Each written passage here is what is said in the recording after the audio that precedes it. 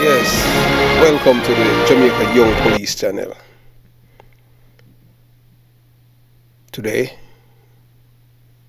this is going to cause a lot of people to start thinking differently. Because in Jamaica, our criminals have been getting away with a lot of things. DUDUS must be arrested and charged for treason when he returned to Jamaica. Let me repeat myself. Christopher DUDUS Coke must be arrested and charged for treason when he returns to Jamaica. Christopher DUDUS Coke caused Jamaica to lock down for 10 days. No commerce, no business, and the JLP LGBTQ plus party, which is the government, is planning a celebration party for this man. St. Andrew Holiness has never liked members of the police force. He is Bruce Golden 2.0. Yes, whether or not you want to believe it, St. Andrew Holiness is Bruce Golden 2.0. This man have zero love for the police force. Zero. He has none.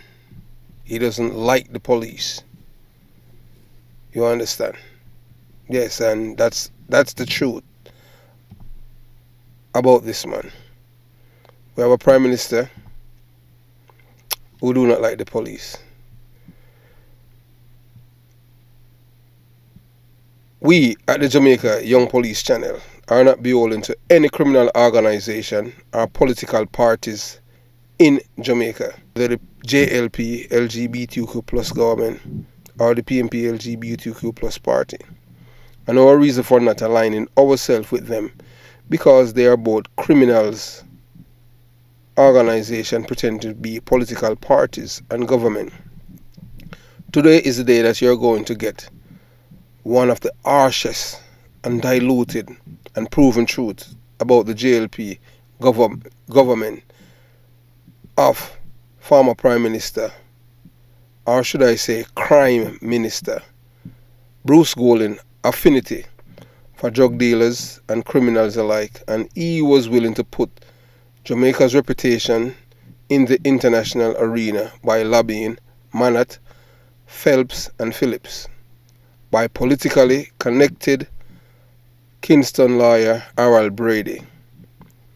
Brady, a prominent backer of the Jamaica Labour Party, has been a central character in Jamaican politics in retaining Manat to lobby the US officials against the extradition of a drug lord, Christopher DUDUS Coke. And I am telling man, in context, it is really, really dangerous to show you that the JLP LGBTQ plus party, and I'll explain to you why it is the JLP LGBTQ plus party. Because some people are complaining that you're being biased because we're not a pung guy, we're not a pung guy like Bulby or Rape Man or Zeke, so I met man give him blowjob, or Christopher Brown from Peon Avenue who dead in a pampas, police kill him and him have on pampas. So, we're gonna go here. Here is the context behind the case itself and how it all started. The former chairman of the JLP party, Bruce Golden, resigned from the party, along with others. In the general election held on March 30th, 1993, PJ Patterson trounced Edward Seaga at the poll, as Bruce Golden damaged the party with his narrative. In 1995, Bruce Golden was invited to join the NDM party, which he was the first president. So that was a third party, first ever in Jamaica, get funded by a lot of people of unscrupulous characters, drug dealers, and the Issas who have the hotels in St. James. All those high collar people, tell him that Yeah, the Jamaica people love him and all kind of stuff, and he can form his own party and become prime minister. But what they fail to tell him that, Jamaican people, they are cultured in a two-party system, so it's hard for a third party to make inroads with these people. They are either Labourite or they are PMP or socialist. They are not into any other party. That's how these people minds are. And remember that all of the communities in Jamaica is either they are PMP or JLP LGBTQ plus party.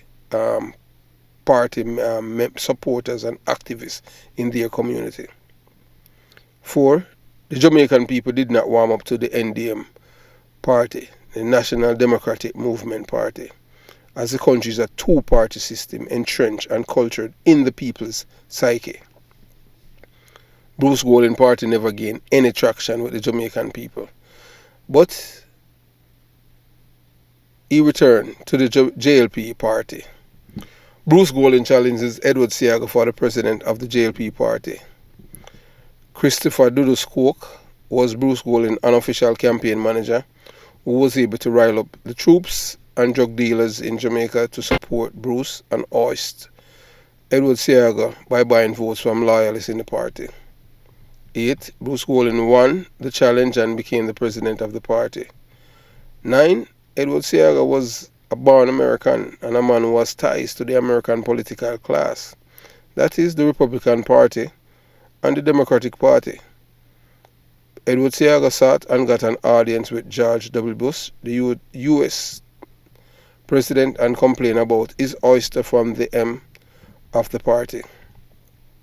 The American government started their investigation into the background of the funders of Bruce Golding's campaign. 11. The Jamaica Labour Party was founded on principles and policies designed to ensure equal opportunity for all through the parliamentary democratic system of governance. These guaranteed rights and freedoms while providing for the upliftment of underprivileged and working class. They allow inclusion rather than exclusion from the design of government of all Jamaicans, regardless of status or wealth. The Jamaica Labour Party was therefore never an elitist party. So I want to say that, the GLP is for the ordinary man. But you can't tell a majority of Jamaican people that, because the GLPs normally have the most educated people that support their party. That's why a majority of the people in the Kingston metropolitan area, they are PMP LGBTQ plus supporters and activists, because they are low IQ people, less educated. 12. In 2002, specific wealthy drug dealers and business community members, with its leader, Mr. Libert Rancharam, and others, undertook to the then leader of the Jamaica Labour Party to contribute to the party prices sum of $120 million to contest the 2002 general election in return for the party to accepting Bruce Golding back into the fold. So Bruce Golding, when he returned to the party, is that they really buy him his way to the party, because it was Seaga party. Our Libert Rancharan and the other drug dealers tricked the JLP hierarchy and brought the criminals into the party. There was a memorandum of understanding designed to save face of Bruce Golding that he was brought back to the party and accepted. That was not true. They had paid his way for him to be a member of the Jamaica Labour Party. History has now recorded that these two extremely wealthy individuals ring or go back on their promises, and the Jamaica Labour Party received approximately $6 million of this sum. So the drug dealers then promised the Jamaica Labour Party back then $120 million for the return of Bruce Golding. That was the private MOU that they have, and they only received 6. So the drug dealers did not give them they owed them $114 million. And I challenge anyone to dispute this fact. Yes, these same person were among those who provided money which enabled an anti-Seaga campaign, culminated in Bruce Golding becoming leader of the Jamaica Labour Party, which has become a fascist and corrupt criminal organization. Some stalwart of the JLP party hierarchy that these two events firmly convinced them that the Jamaica Labour Party, if it ever become government under its present leadership, will not pursue JLP policies designed toward achieving the upliftment of the underprivileged and working class, but will cater to policies designed for the betterment of those whose money had paid for the leadership of the party. So, some people within the party were saying that the Bruce Golding government, Bruce Golding, if they become Prime Minister of Jamaica, he's not going to be there for the ordinary man. He's going to be there for the drug dealers and all those people. Because remember, the business people who supported Bruce Golding ascension to become leader of the party, they are all of them involved in drugs, and every one of them were extradited to America. Therefore, the oyster of Seaga from the M of the party told his friends in the Republican Party that the drug dealers and Bruce Golding had captured the JLP party. So that was the tipping, to show that the party, because Seaga, as much as Seaga have Tivoli Gardens, what is his gunmen them there, Seaga wasn't an anti-police politician. I want a lot of people to know that, because if it wasn't for Seaga, the Jamaican population and Jamaican would have come from in the 90s when P.J. Patterson became Prime Minister. It was Edward Seaga who prevented the PNP from having income in Jamaica from the 1990s. And if you do not believe me, just do some research and see and type in Francis Swab Indicom, because after the Crawl shooting with Renita Adams, when he had killed the 4 people and Danai Williams had provided him the guns, it was then, because that Francis Swab did not like Renita Adams, because Renita Adams was too much of a showboat, and because Francis Swab, all of them are PNP, he knew of Renita Adams, alignment with the Klansman gang in Spanish Town. But, the Commissioner of Police didn't do anything about it when he was there. It wasn't a priority, because the PNP, LGBTQ plus party, then the government, they wanted the police to make sure they protect Donovan, Bulby Bennett and the others of the Klansman gang. In November 2003, Bruce Golding was again elected chairman of the JLP party, because Bruce Golding was chairman before. 14, Libert Ramcharan, one of the drug dealers from Montego Bay, St. James, and the leader of the business community, who was in the anti-Seaga camp, was arrested by the Jamaican police in 2004 and extradited to the United States of America as being a drug kingpin. So this is the man who was behind the ascension of Bruce Golding. Bruce Golding was elected leader of the JLP, also the leader of the opposition, on February 20th, 2005, succeeded Edward Seaga. 16, September 3rd, 2007, Bruce Golding won the general election on September 11th, 2007. He became Jamaica's 8th Prime Minister. 17, May 23rd, 2008, Libert Ramcharan was sentenced to 440 months in prison as being a drug kingpin, which is 37 years. He got in a Miami federal court. 18. In 2009, the United States government issued an extradition warrant for the arrest of Christopher DUDUS.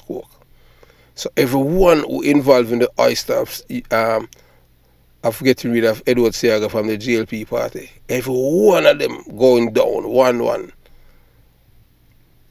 Minister of National Security Dwight Nelson sent a copy of the extradition warrant to Christopher DUDUS Cook. That's to show you, it was Bruce Golding that instructed Dwight Nelson to give DUDUS a copy of the extradition warrant, because you know that he owes DUDUS everything for his ascension to become Prime Minister. 20. Prime Minister Bruce Golding decided to defend Christopher DUDUS Cook, the strongman, as he was accountable and beholden to him for his ascension to be Prime Minister of Jamaica. Bruce Golding owed Christopher DUDUS Cook protection and immunity from prosecution.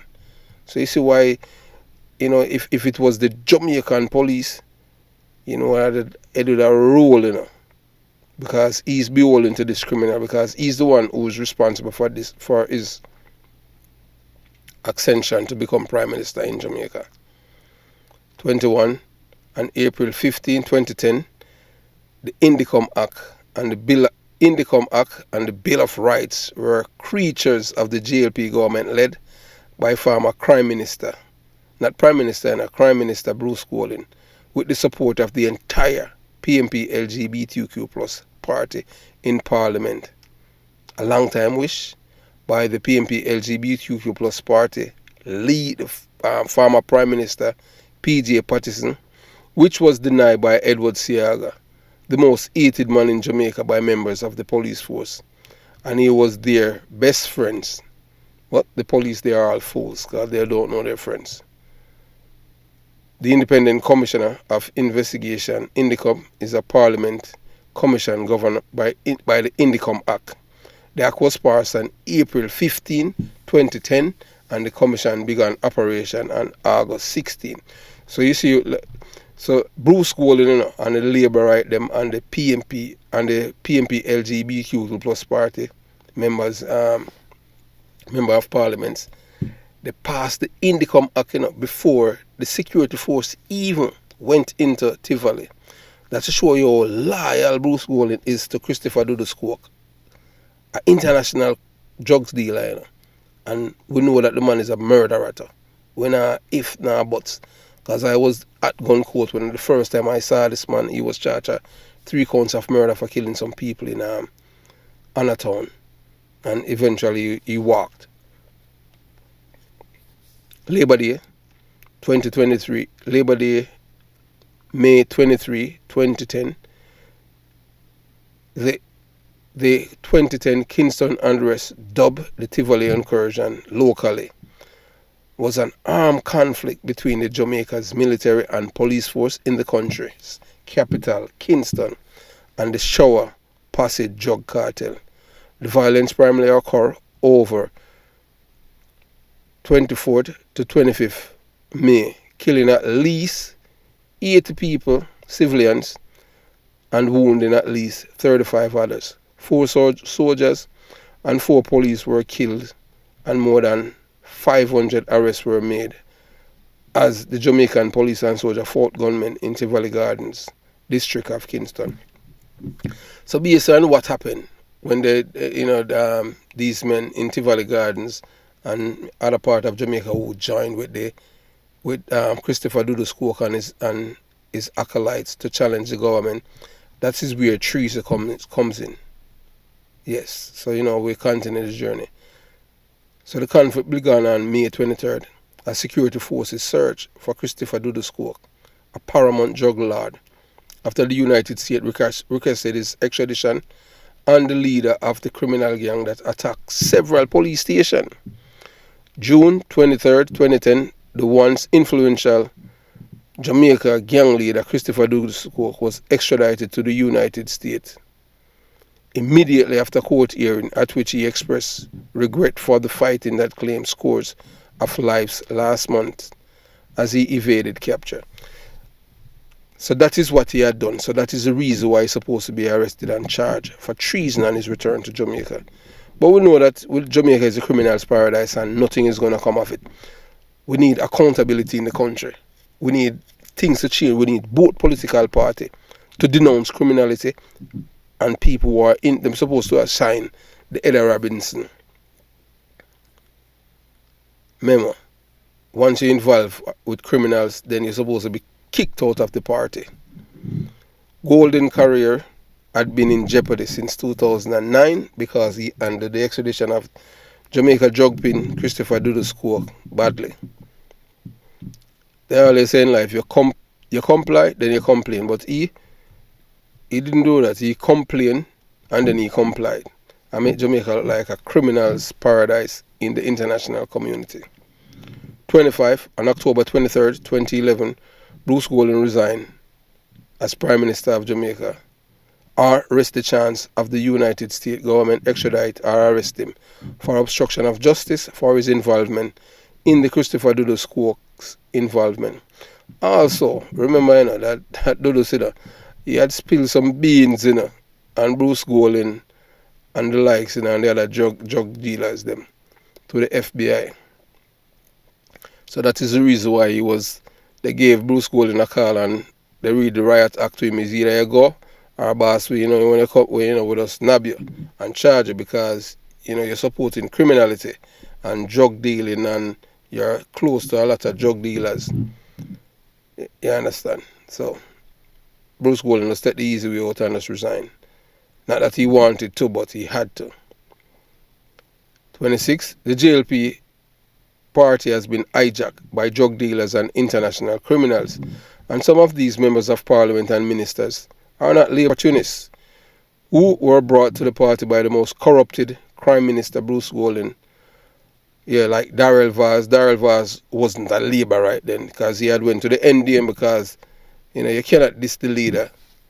Christopher Tufton et al. A lot of them, they come from the NDM.